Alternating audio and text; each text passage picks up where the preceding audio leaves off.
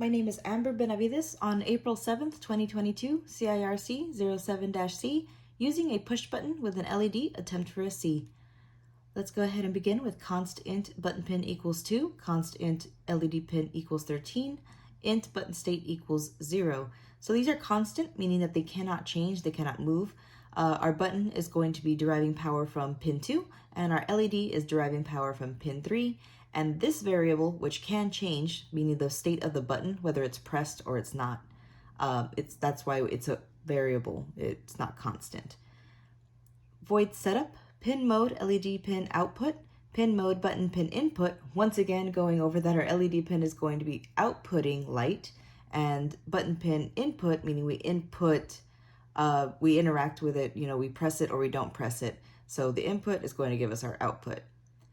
Let's move on to the loop. Void loop, button state equals digital read button pin. If button state equals high, digital write LED pin low, else digital write LED pin high. Now this originally said high, high, low, and that wasn't giving me the output that I wanted.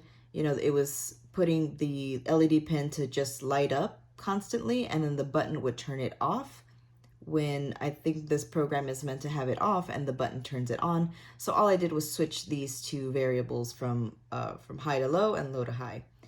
Now moving on to the Arduino itself.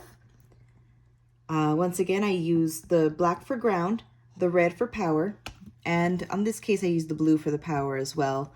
We have our two buttons here. We're only using one because we haven't programmed our second button. That's for B.